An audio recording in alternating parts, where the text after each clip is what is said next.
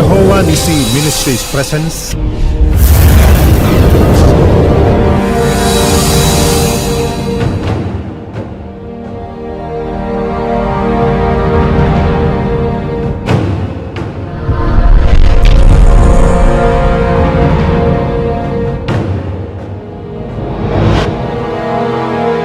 ఏమన్నాడంటే, కొత్త ద్రాక్షారసపు తిత్తుల్లో పాతది పోయకండి.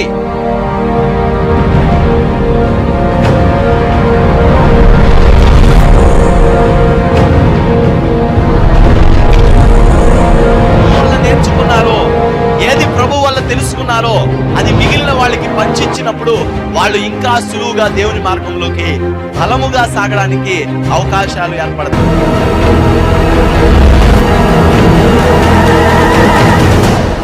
ఈ మూర్ఖుడు సువార్త చెప్తాడా? నా ప్రభు అంటాడు, ఆ బెన్యామీను గోత్రం వాడినే ముక్కు పట్టుకు లాక్కొస్తాను, వాడితోనే చెప్పిస్తాను ఈ సువార్త. హల్లెలూయా.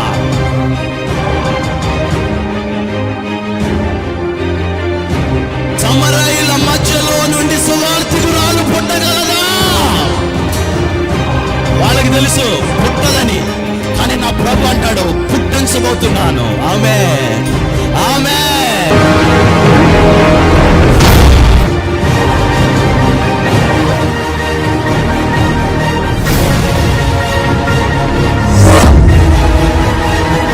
యెహోవా నిస్సి జయధ్వజం, యేసు రక్తమే మా విజయం. యెహోవా నిస్సి జయధ్వజం, యేసు రక్తమే మా విజయం.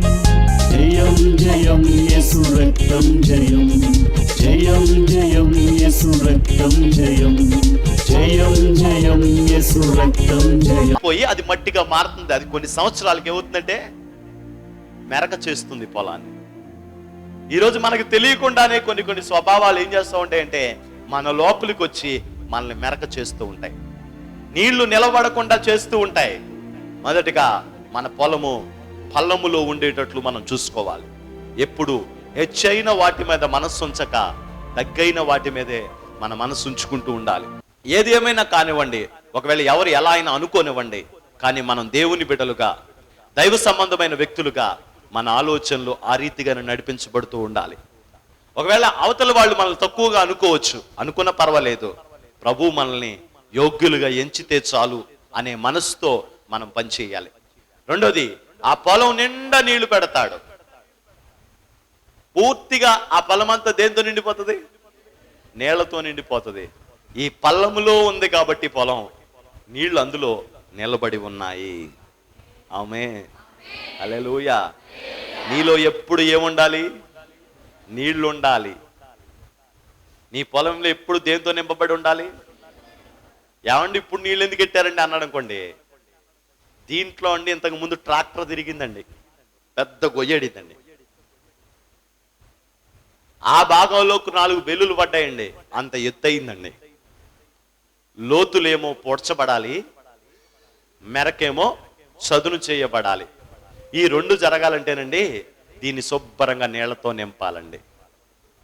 నీళ్లతో నింపాలి. మన భూమి సమభూమిగా మారాలి అంటే కనుక పరిశుద్ధాత్మ అనే నీళ్లతో మనం ఎప్పుడు నింపబడి ఉండాలి. అభిషేకం మనల్ని ఎప్పుడు నింపాలి. అభిషేకం మనల్ని ఎప్పుడు నింపాలి. అప్పుడు సమభూమి కలిగిన వ్యక్తులుగా మన జీవితాలు ఉంటాయి. నింపబడిపోయిన తర్వాత మళ్ళా ఒక ట్రాక్టర్తో దాన్ని బాగా తొక్కిస్తాడు. ఎరగ తొక్కుతారు, మామూలు కాదు.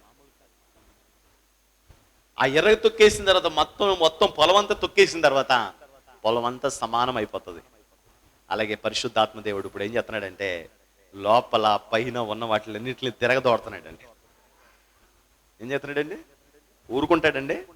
ప్రార్థన చేస్తూ ఉంటాం, ఏదో పాపం గుర్తొస్తూ ఉంటుంది, ప్రభువా క్షమించు నాయన. మళ్ళీ మోకరింతా ఉంటాం, ఏదో గుర్తు చేస్తూ ఉంటాడు. మీకు ఎవరికి గుర్తు చేయలేదా? చేస్తున్నాడా? చేయట్లేదా? తిరగదోడుతున్నాడు. ఒకసారి నీ పాపాలు నీకు ఒప్పింప చేస్తున్నాడు.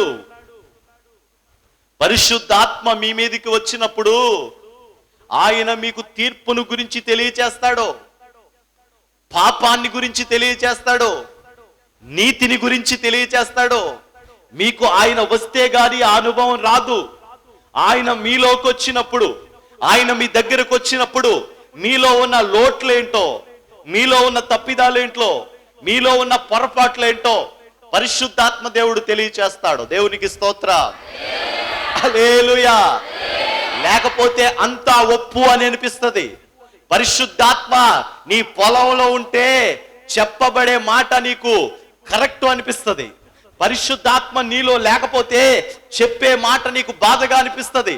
అంటే ఒక ఎత్తుగా ఉన్న మెరక భూమిని గుణపంతో పొడుతున్నారనుకోండి, భూమికి ఎంత బాధగా ఉంటది. కానీ మెత్తగా ఉన్న దాన్ని తొక్కుతుంటే దానికి పెద్ద బాధ అనిపించదు. ఈరోజు పరిశుద్ధాత్మ నీలోకి వస్తే అప్పుడు అర్థమవుతుంది ఇది చేయొచ్చు, ఇది చేయకూడదని. పరిశుద్ధాత్మ గనక నీలో లేడనుకో, నీ పొలంలో గనక పరిశుద్ధాత్మ ఆ నీళ్లు లేవనుకో, అప్పుడు నీ పొలంలో ఎత్తులు చెక్కేటప్పుడు నీకు చాలా బాధ, పల్లాలు పూడ్చేటప్పుడు చాలా బాధ. ఎందుకంటే ఇదిగో నన్ను ఇలా అనేస్తున్నారు, నన్ను అలా అనేస్తున్నారు, నా మీద ఈ మాట అనేస్తున్నారు, నా మీద ఆ మాట అనేస్తున్నారు. ఎందుకు ఈ స్థితి? నీలో పరిశుద్ధాత్మ అనే నీరు ఇంకిపోయింది కాబట్టి, ఎండిపోయింది కాబట్టి. పరిశుద్ధాత్మ అనే నీరు నీ పొలంలో ఉందనుకోండి, నీకంత సమంగా చేయబడుతుంటే నువ్వు లోబడి ఉండడానికి పరిశుద్ధాత్మ దేవుడు నీకు సహాయం చేస్తాడు. ఆమేన్. హల్లెలూయా, హల్లెలూయా. బాగా తొక్కుతున్నాడు. సరి అవుతారా? సమంగా అయిపోతారు, సమమైన భూమిగా మార్చబడతారు. నేళ్లతో నింపబడిన ఆ భూభాగం అంతా కూడా సమముగా నింపబడతా ఉంది. ఈరోజు మనుషులు దాన్ని చేయలేరు. మనుషులు ఆ రీతిగా ఇంకొక రకంగా ఆ భూమిని సమంగా చేయడం అనేది వల్ల పడదో, వీలు అవ్వదు. ఓ స్థలానికి నేను ప్రార్థనకి వెళ్ళాను, కూడికి వెళ్ళాను. మీటింగ్ అంతా అయిపోయిన తర్వాత ఒక తల్లి నా దగ్గరకు వచ్చింది. చెల్లి వచ్చి బాగా ఏడుస్తుంది, చాలా ఏడుస్తుంది. అమ్మ ఏంటమ్మా అన్న అందరికీ ప్రార్థన చేయండి, నేను ప్రార్థన చేసాక చెప్తానండి. అందరికి ప్రార్థన చేయండి, నేను ప్రార్థన చేసాక చెప్తానండి. సరే చెప్పమ్మా. నా జీవితంలో ఇలాంటి లోటు ఉందండి, నా జీవితంలో ఇలాంటి పాపంలో జీవిస్తున్నానండి. నాకెందుకు చెప్పడం? నీ జీవితము నీ ఇష్టం. ఇప్పుడు నాకెందుకు చెప్తున్నావు? వాక్యం ఈరోజు నన్ను దున్నింది. పరిశుద్ధాత్మ నీళ్లు నన్ను మెత్తను చేసేసిని. ఈరోజు వాక్యం వింటున్నప్పుడు నాకు అనిపిస్తుంది నేను తప్పు చేశానని. దేవునికి స్తోత్రం. పరిశుద్ధాత్మ నీళ్లలోకి వచ్చాడు గనుక, నా పొలంలోకి వచ్చాడు గనుక, పరిశుద్ధాత్మ అభిషేకం నా పొలంలో ఉన్నాడు గనుక నాకు చెప్తున్నది తప్పు అనిపించింది. లేకపోతే ఏమనిపిస్తుంది? నువ్వే తప్పు అని అనిపిస్తుంది. కానీ నీళ్లు పొలంలో ఉన్నాయి గనుక ఇష్టానుసారంగా ట్రాక్టర్ తొక్కినట్లుగా ఈరోజు దున్నేవాడు దున్నుతూ ఉన్నాడు. దేవునికి మహిమ కలుగును గాక. నిన్ను నాశనము చేసేదాని కొరక, బాగు చేసేదాని కొరక నీళ్లు ఉండాలి. అందుకే మన హృదయాల్లో ఎప్పుడు పరిశుద్ధాత్మ అనే నీరు అలా అల్లాడుతూ ఉండాలి. అది ఉందనుకోండి మనకు అన్నీ అర్థమవుతాయి. అది లేదనుకోండి మనకి ఏమీ అర్థం కాదు. సరే, మొత్తం అంతా నేను అడిగిందా మొత్తం అన్ని చెప్తా వచ్చింది. అన్న ఇలా ఉంటున్నాను, ఇలా ఉంటుంది పరిస్థితి. నేను అడిగాను, నీకు ఒక తీర్మానం వస్తే పరిశుద్ధాత్మ దేవుడు నీకు శక్తినిస్తాడు. నీకు ఒక తీర్మానం ఉంటే పరిశుద్ధాత్మ దేవుడు నీకు శక్తినిస్తాడు, నిన్ను బలమైన పాత్రగా వాడుకుంటాడు. నీకు తీర్మానం లేకపోతే ఎన్నిసార్లు నువ్వు విన్నా, ఎన్నిసార్లు తెలుసుకున్నా నీకు వచ్చే ప్రయోజనం ఏది ఉండదు. నీళ్లు నింపాయి కాబట్టి హృదయం మార్చబడింది. ఓ ప్రాంతానికి వెళ్తే ఒక ఆయన నా దగ్గరికి వచ్చాడు. అయ్యా, నేను భయంకరంగా తాగుతాను, నా కోసం ప్రార్థన చేయండి అన్నాను. ఎందుకు? నువ్వు తాగుతానని నువ్వే చెప్తున్నావు, ఇంక నీ కోసం ప్రార్థన ఎందుకంటే ఈరోజు తీర్మానం తీసుకున్నానండి, ఈరోజు వాక్యం విన్న తర్వాత తీర్మానం తీసుకున్నానండి, నేను మానేయాలనుకుంటున్నాను, నా కోసం ప్రార్థన చేయండి. దేవునికి స్తోత్రం. పరిశుద్ధాత్మ నీళ్లు నీ హృదయాన్ని మెత్తన చేశాయి. అన్నా, నేను సినిమాలు మానేయాలనుకుంటున్నాను, నా కోసం ప్రార్థన చేయండి. నువ్వు తీర్మానం తీసుకున్నావు కనుక నేను నీ కొరకు ప్రార్థన చేస్తాను. పరిశుద్ధాత్మ నీళ్లు నీ హృదయాన్ని మెత్తన చేశాయి. ఆమేన్. ఈరోజు నువ్వు ఎన్ని తీర్మానాలు చేసుకున్నావో ఆ తీర్మానాలకు కారణం ఏంటో చెప్పమంటారా? పరిశుద్ధాత్మ వచ్చి నీ జీవితంలోకి, నీ పొలంలోకి వచ్చి ప్రవేశించాయి. లేకపోతే నువ్వు మార్చుకోవడం కాదు కదా, నిన్ను పుట్టించిన వాళ్ళు కూడా మార్చలేదు. మన హృదయం మొదటి నుంచి మోసకరమైనది. దీన్ని మార్చడం ఎవడి వల్ల కాదు. ఈ హృదయాన్ని మార్చి నూతనపరచడం ఎవడి వల్ల కాదు.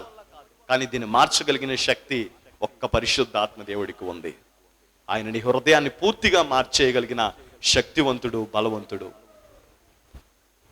పూర్తిగా నింపబడింది, చదును చేయబడింది.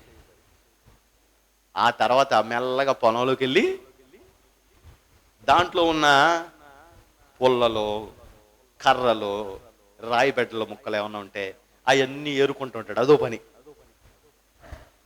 మొత్తం అంతా సరిచేసి నీళ్లు పెట్టిన తర్వాత ఏం చేస్తూ ఉంటాడు? మొదట వచ్చారు దేవుళ్ళలోకి, శుభ్రంగా నీళ్ళు ఇట్టేసాం. ఏ నీళ్లు? శుభ్రంగా ట్రాక్టర్లో దున్నేసాం. ఉపదేశం. ఇప్పుడు మొత్తం నీళ్ళన్నీ అయిన తర్వాత అలా అలా అలా అలా అలా కదులుతుంది. ఇప్పుడు మెల్లగా తోటమాలి వ్యవసాయకుడు ఏం చేస్తున్నాడంట? వస్తున్నాడు, మెల్లగా చూసుకుంటున్నాడు. ఇక్కడ కలముకుందా? ఇంతకు ముందున్నప్పుడు ఉన్నట్టు ఇప్పుడు పెద్ద లోట్లు లేవు. చిన్న చిన్న ఏయో ఉంటాయి కదా. మానేద్దాం అనుకుంటాం కానీ మానలేము. చెయ్యకూడదు అనుకుంటాం కానీ మానలేము. ఉండకూడదు అనుకుంటాం కానీ ఉండకుండా ఉండలేము. కారణం ఇప్పుడు మెల్లగా వస్తున్నాడు, ఒక్కొక్కటి వెతుక్కున్నాడు. ఇక్కడే ఉంది, ఇక్కడే ఉంది, ఇక్కడే ఉంది, ఇక్కడే ఉంది, వెతుక్కుంటున్నాడు వ్యవసాయకుడు. దేవునికి స్తోత్రం. ఇప్పుడు తోటమాలి వెతుక్కున్నట్లుగా సేవకుడితో దేవుడు చెప్తాడు, అక్కడ ఉందిరా ఇది, అక్కడ ఉంది, అదిగో అక్కడ ఉంది, అక్కడ ఉంది, అక్కడ ఉంది, అక్కడ ఉంది అని చెప్తా ఉంటాడు. దేవునికి స్తోత్రం. హల్లెలూయా. మెల్లగా ఈయన వెళ్ళి ఆ రాయి, అక్కడికి వెళ్ళి చూస్తే రాయి ఉంటది, అక్కడికి వెళ్ళి చూస్తే పొల్ల ఉంటది, అక్కడికి వెళ్ళి చూస్తే కర్ర ఉంటది, అక్కడికి వెళ్ళి చూస్తే మరో కవర్ ఉంటది. ఇవన్నీ తీసేయాలి. మట్టికి తప్ప, నీళ్లు తప్ప మరి ఏమి ఆ పొలంలో ఉండడానికి వీలు లేదు. ఖాళీ అయిపోవాలి. నీ హృదయంలో లోకానికి సంబంధించింది ఏది ఉండడానికి వీలు లేదు. పూర్తిగా ఖాళీ అయిపోవాలి. మనకు కొంచెం ఉండిపోతున్నాయి, అందుకే ఆ భూభాగం పాడైపోతుంది. కొద్దిగా ఉండిపోతున్నాయి ఎక్కడో లోట్లు, కొద్దిగా ఉండిపోతున్నాయి ఎక్కడో పొరపాట్లు, అందుకే ఆ పరిస్థితి అలాగే ఉంటుంది. ఇప్పుడు మొత్తం అంతా కూడా సరి చేయబడుతూ ఉంది. మొత్తం సరి చేసుకున్నాడు, మొత్తం అంతా సరి చేసుకున్నాడు. అప్పుడు పట్టుకుని విత్తనాలు అంతా సమమైన తర్వాత ఇప్పుడు ఎలా అవ్వాలి తెలుసా? ఆ భూమి ఎలా అవ్వాలి తెలుసా? గింజ పడగానే ఆ మెత్తదనానికి గింజ లోపల అలా వెళ్ళిపోవాలి. మట్టిలో విసిరిన గింజ నేల మీద పడగానే ఆ గింజ బరువు ఎంత బరువు ఉంటుంది?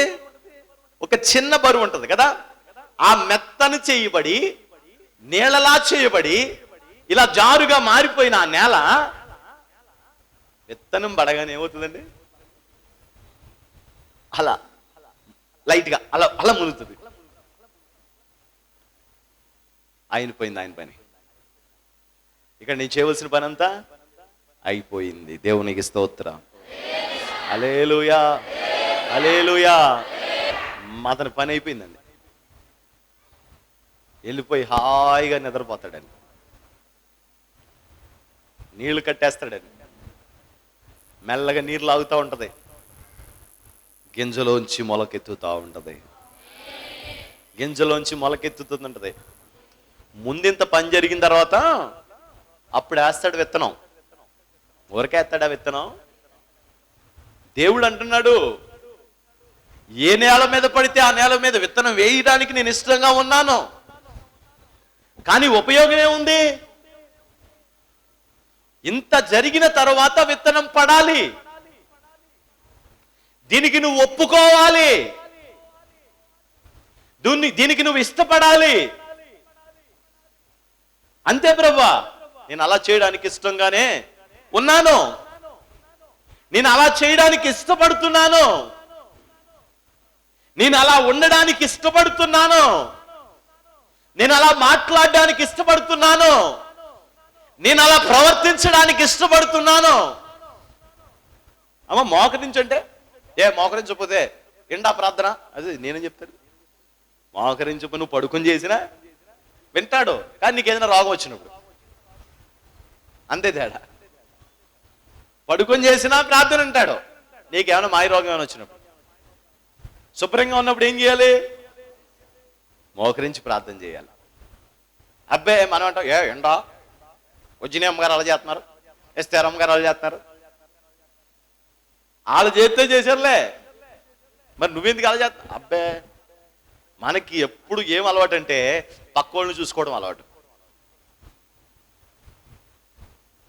ఎందుకే ఆ పనులు చేస్తున్నా అంటే పలానా వాళ్ళని అడిగారా మమ్మల్ని ఎందుకు అడుగుతున్నారు, పలానా వాళ్ళని తిట్టారా మమ్మల్ని ఎందుకు, నీకే ఆ గోల ఎందుకు, నీకు ఎవడో గోల నీకెందుకు? సహజంగా మనిషికి ఉన్న గోల ఏంటంటే ఇదే గోల, ఈ గోల ఎక్కువ. వచ్చాడు మెల్లగా అన్ని చూస్తున్నాడు. గింజ కుళ్ళిపోయింది, మొలకెత్తింది,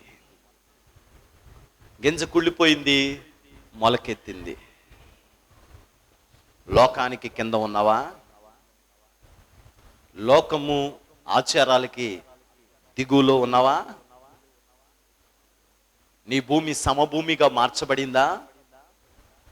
నువ్వు పరిశుద్ధాత్మ నీళ్లతో నింపబడ్డావా? వ్యవసాయకుడు కనుచూపు మేరలో నీ జీవితం ఉందా? వ్యవసాయకుడు వేసిన విత్తనాలను నీవు తీసుకోగలిగావా? ఆకర్షించగలిగావా? పైనే వదిలిపెట్టేసుకుంటున్నావా? ఇవన్నీ జరిగిన తర్వాత మెల్లగా పైకొచ్చింది ఒక మొక్క, పచ్చటి మొక్క. ఈయన చేసిన భూమి చక్కగా మొలకలెత్తాయి, చక్కగా ఎంత అందంగా కనపడతా ఉందో అది. చాలా సంతోషం. ఈ జీవితంలో దేవుని కార్యం ఇలా తప్ప మరొకలా జరగడానికి అవకాశం లేదు, ఇలా తప్ప ఇంకోలాగా జరగడానికి ఎటువంటి పరిస్థితుల్లోనూ అవకాశం లేదు. ఇలాగే జరగాలి, ఇదే పద్ధతి, ఇదే విధానం. కాదండి మీకు ఇంకో మార్గం చూపిస్తానని వేరే వాళ్ళు చూపించినా అది మార్గం అయితే కాదు, అందులో ఫలించడానికి అవకాశము లేదు.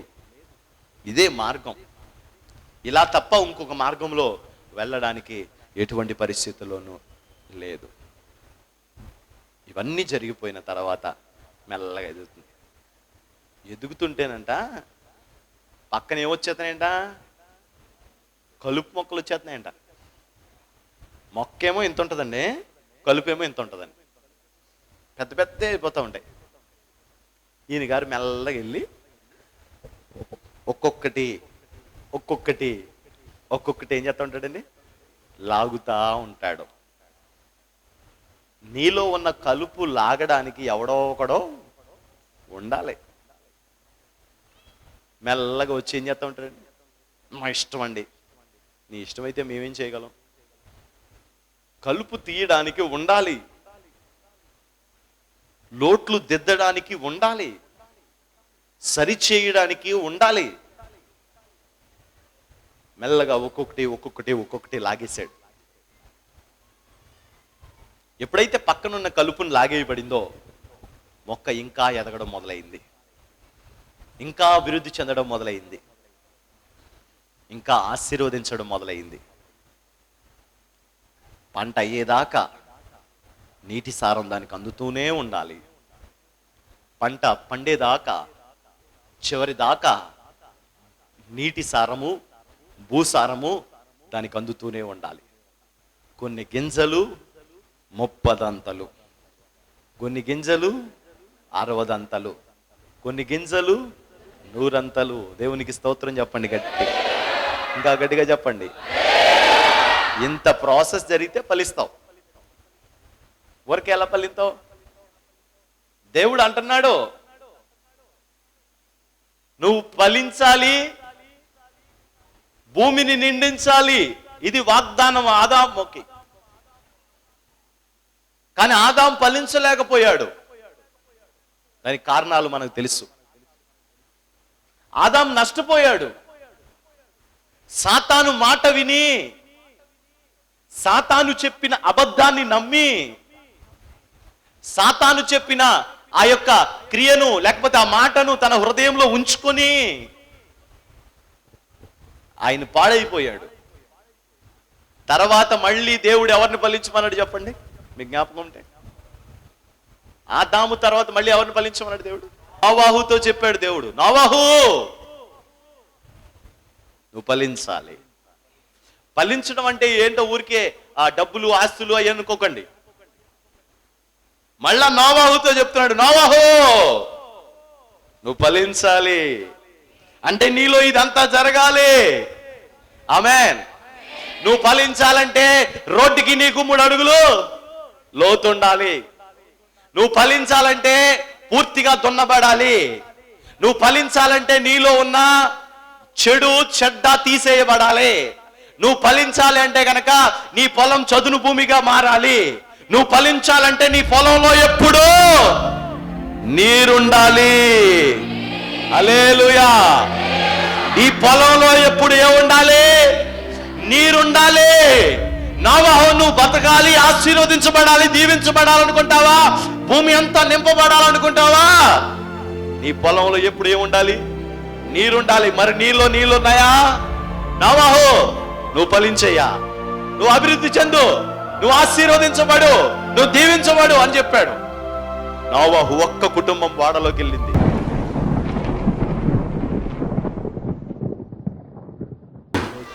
ఎంతమంది బాటలైతే నమ్ముతున్నారో వారిని వాక్య తలాంతులతో నింపండి. జ్ఞానము అభిషేకం వారి తలల మీదకి వచ్చును గాక. ప్రార్థన అనుభవం వారి తలల మీదకి వచ్చును గాక. ఓ నీళ్ళైన పరిశుద్ధాత్మ ఎప్పుడు వారి పొలములలో సమృద్ధిగా ఉండును గాక, సమృద్ధిగా ఉండును గాక. ఆత్మదేవుడా స్తోత్రములు చెల్లిస్తున్నాను ప్రభా. యేసు నీకు వందనాలు. అనేక ఆత్మలు ఫలించే వాళ్ళుగా ఉంటకు సహాయం చేయండి. అంతేకాదు ఈ యొక్క తండ్రి ధ్యాన కాలాలన్నింటిలో, జరగబోయే కూడికలన్నింటిలో మీ కృప తోడుగా ఉంచమని, అన్ని విషయాల్లో సహాయం చేసి మీరే మహిమ పొందమని యేసు ప్రభువా మీ సన్నిధిలో మేమందరము బలము తెచ్చుకొని అయ్యా నా తండ్రి ముందుకు సాగలిగే కృపను మాకు అనుగ్రహించి మహిమ పొందమని యేసు నామం పేరట వేడుకొని ప్రార్థన చేస్తున్నాము తండ్రి. ఆమేన్, ఆమేన్.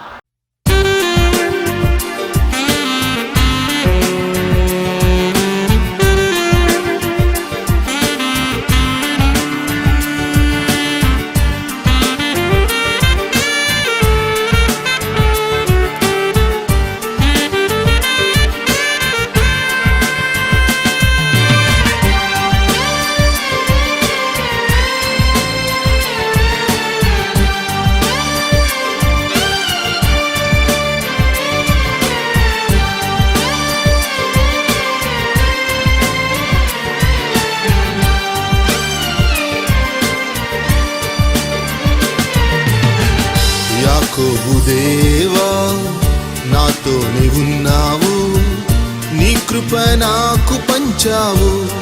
యేసయ్యా నీ కృప నాకు పంచావు. యాకోబు దేవా నాతోనే ఉన్నావు, నీ కృప నాకు పంచావు. యేసయ్యా నీ కృప నాకు పంచావు. నీ కృప నాకు పంచావు. యేసయ్యా నీ కృప నాకు పంచావు.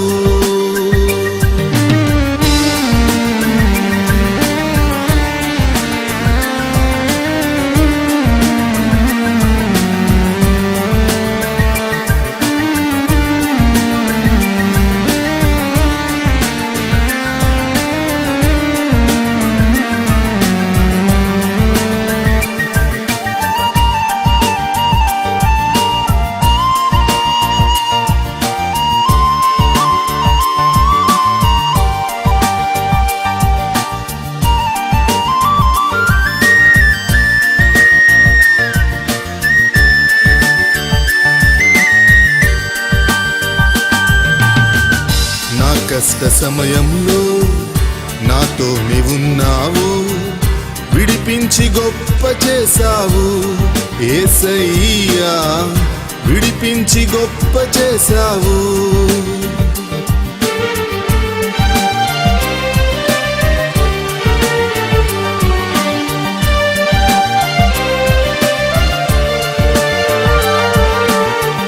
నా కష్ట సమయంలో నాతో నీవున్నావు, విడిపించి గొప్ప చేశావు యేసయ్యా, విడిపించి గొప్ప చేశావు.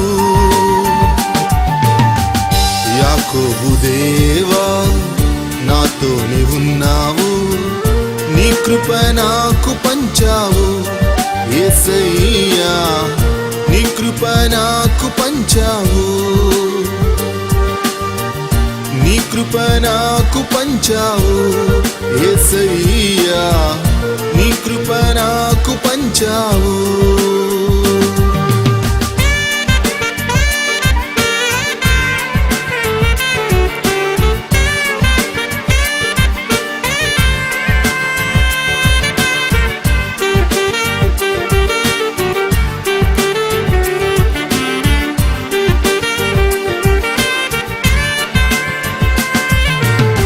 నా చీకటి చూసావు, వెలుగుగా మార్చావు, లెమ్ము తేజరిల్లుమన్నావు యేసయ్యా, మహిమ ఉదయించునన్నావు.